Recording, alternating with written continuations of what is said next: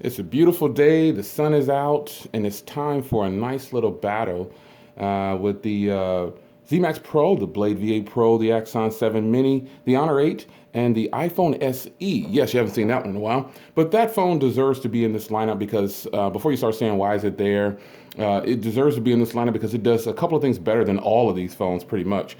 So let's get into this. So the first thing I want to start with is design. So let's flip them over here.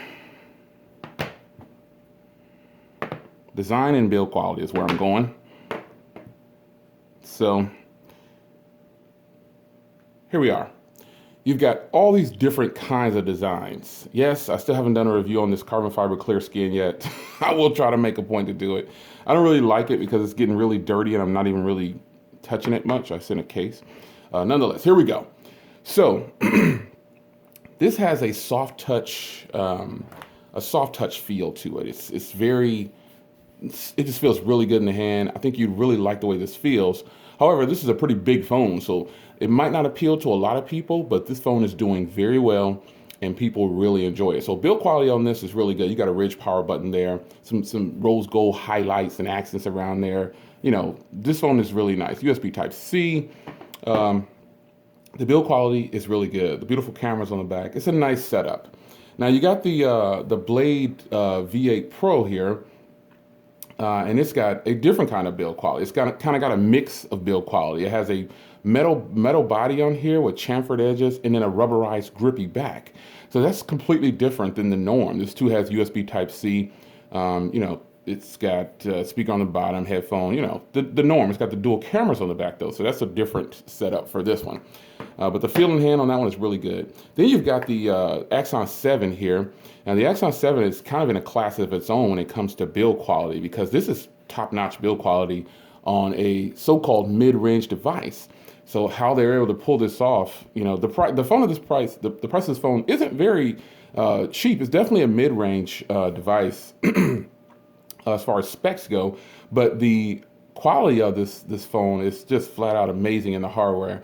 And you know, the all metal body, the dual speakers, you know, the rear mounted fingerprint reader. This is kind of a ZTE thing right now. Even though they didn't do it on the Blade V8 Pro, this seems to be like a signature move that they're doing here, and I really like it.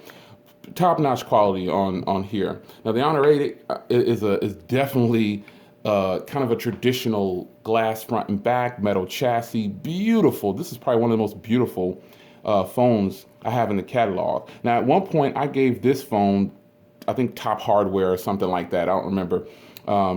But it's definitely got some challengers now. You got the rear mounted fingerprints. There are dual cameras on this one as well. Just a beautiful setup here, man. This is gorgeous. Then you scroll over to the iPhone SE. I've said it before, and I'll say it again. I think this is some of the best hardware on a smartphone. It's just too small. If they would have made the iPhone 6 with this same build, just bigger and give it like a 5.2-inch display, they would have shut the game down. Chop those bezels off, shut the game down. Beautiful hardware. So in terms of hardware, I'm going to rank these for you because this is definitely a great pack of wolves I've got here. Definitely hardware is this is kind of not a shock to you, but the Axon 7 Mini has the best hardware of all these devices, hands down. And then second, I would give that to the Honor 8, and then the iPhone SE, and then the Blade V8, and then the Zmax Pro. This is how I will rank the hardware. So the Axon 7 Mini, it's the Axon 7 in a small package, and it's definitely killer hardware. Had to take a sip. So next up on the chopping block is the screen. Now here's something that really shocks me in these devices. Now they all have different wallpapers on here, and I've done screen comparisons before, but just looking at these screens in real-time usage, these are all set to the same brightness. And the Zmax Pro just has a killer screen brightness on. I don't know how they did it, but they packed so much punch into the display on the Zmax Pro. Is just gorgeous. I don't even have to pick up all the other ones. I think that this probably has the best display of all these phones right here. Now on the ZTE phones, I can change it to the same wallpaper. Let me see if I'll go ahead and do that for you real quick. Just to kind of give you a gauge. And you know, it's kind of crazy because I thought that the Axon 7 Mini would have the best wallpaper. And you see I have this wallpaper loaded onto other phones because I actually really like it. I thought that the Axon Mini would have the superior display, but it just seems the colors aren't being produced correctly on there. And this is an AMOLED display. Now just take a look at these three here. You know, these two are close, but to me, even though this is the bigger display, it is super sharp. I cannot believe how nice this display is. I mean, this display has been up with the big boys and it held its own. I mean, I've put this in a video with the Pixel and the V20. This is a gorgeous display. I don't know how ZTE did it, but they did it. And I was a little shocked at the quality. I mean, just look at the quality on this display. This almost looks white, like it's not producing the colors correctly. I don't get it. I don't know what it is. I don't know. But I got to tell you, you know, this display is probably the best looking display of all these displays that I have here. And that's just my opinion. Now, this next one might shock some people, but it doesn't shock me. Now, as far as the order, the phone I put second, I'll say, because speaker quality on this is obviously the winner.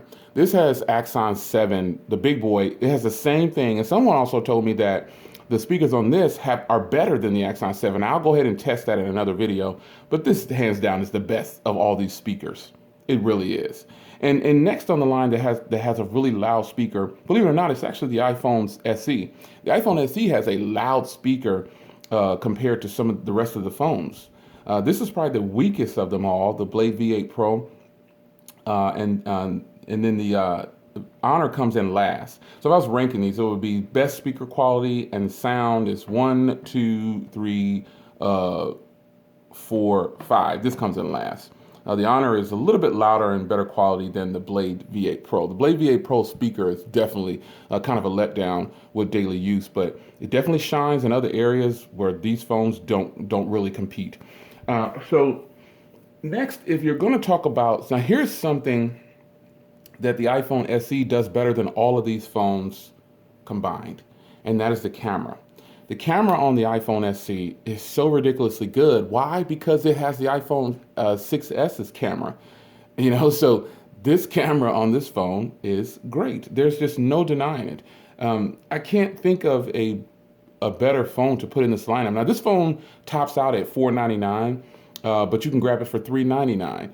And it fits well into this group here because this phone goes up to $450, I believe, or $499, something like that. Correct me, guys, if I'm wrong. I think this one tops out at $499, and this one is $399, and then $229, and then $179.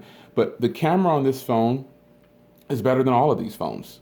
It's just superior quality with regular. You can just basically point and shoot, and I don't have to do really any adjusting. And to my surprise, when I start ranking these cameras in quality, you know, I almost have them in order. I think, yeah, because this is definitely the best camera of all of these. And then next is this one. And then these two are really close. These are almost a tie in my experience. And then this one comes in, you know, not far behind. These three right here kind of just go together, I guess I gotta say. And it's just ironic that it's all ZTE devices. And I don't know, yeah, I kind of have to rank these together because the Zmax Pro has now that's not to say that these are bad cameras. That just means that they perform about the same. So with that being said, these three kind of go together. Now, if I had to rank all three of these against each other, taking these two out of the category, I probably would have to put this one, man, I'm gonna have to do a battle between these cameras because I've been using all of these and these are so close. You know, I don't know, I have to revisit that. Now, here's something that's definitely subjective. All of this is subjective, but this is really subjective because we have 4 Android devices and 1 iOS device. But realistically, of all these devices, here's something else that the iPhone SE does a little bit better than all of these phones, and this is performance. You're basically getting, again, the iPhone 6s in a compact size. And this thing has no problems. Not that these have problems. This is just a lot smoother performance overall than any of these phones right here. That's just what it is. Software on here is very fluid, very smooth. And software on here is smooth and fluid. But of these phones, I think I might have them in order. No, I don't have them in order. When it comes to fluidity in software, this is how they rank now. This is definitely number 1, number 2, number 3. These are kind of tied. No, this is number 3. And then 4 and 5. Now, it's not that, yeah, I have them in order. Boom, just like that. It's not that these two are bad in software. It's just that they definitely, you can tell the difference when using them against these 3 phones right here. Very fluid software here, but this one is extremely fluid, and it's definitely packing some punch for a little guy. It's just really, really fluid. And then the Kirin 950 in there is just an amazing processor. And we already know that the 625 is a tried and true processor that's going to outperform a lot of phones in other areas, especially the area that I have coming up next. But overall, though, this is how I think I would rank them as far as speed and processing power, just like this. So next on the chopping block is battery. Now, this is one that, probably won't shock you guys, but this is how these guys rank in battery. This battery is just ridiculous, man. As you can see, I'm averaging 10 hours of screen on time. I'm really averaging like 8. I'm averaging about 8.5, almost 9 hours of screen on time. Like, average means I'm getting that consistently, and I've peaked higher than that at some point or another. Like, let's just say I got one 10-hour and 15-minute cycle on here, and then I've got 4 9-hour ones, and then 7 or 8.5-hour ones. It's going to balance out to about 8.5 to 9 hours of screen on time. But this is definitely the battery king when sitting amongst all of these phones right here. This thing is great. You just can't kill the Blade V8 Pro in a day. If someone says that they did it, hey, I don't know how you did it. But you definitely got to let that secret out. You got to let it out, because the Blade V8 Pro has fantastic battery. It is just amazing. That is some amazing battery. And I put it all on the 625 processor. It's just freaking awesome. It's great. So next is the iPhone SE. And you might think the iPhone SE, yes, the iPhone SE has fantastic battery. It is crazy nice on battery. I mean, I kid you not. I took this on a trip with me, not the Vegas trip. It was a trip I was in Michigan, and I had the Galaxy S7 with me and this phone. And this phone outlasted the Galaxy S7 by a long shot. I mean, it was crazy. This thing just lasted all day. And another thing was compatibility. I can just plug this into my Suburban slot in the truck, and then boom, it starts syncing, playing my music, continuing from what I was listening to on my headphones. So it's actually pretty solid. Next, this phone right here. Some people always tell me, Jay, I don't know how you got 6 hours of screen on time, but I'm averaging probably about 5.5 hours of screen on time. Now that the phone has settled down, I've been using it. It doesn't get that 6 hours of screen on time like it used to, but I'm still getting well over 5 hours on the Zmax Pro. And that's it. And the next in line is the Honor 8. Now, the Honor 8 kind of surprised me because I thought the battery life definitely would be a lot stronger than what it is. But I can't push this. After a phone settles down and those apps start to sell in, you see how many apps and stuff I got on there, the phone settles in, you start to use it daily, that battery will start to decrease. And if you use turbocharging and supercharging all the time, which I don't do, it depletes the battery really fast. That's something that all techies know. It kills off the life cycles, basically, in the end. It doesn't make it go bad right away. But over time, you get less charges to 100%. So, but the Honor 8, and then definitely the ZTE Axon 7 Mini comes in last, because I can't peak over 4.5. I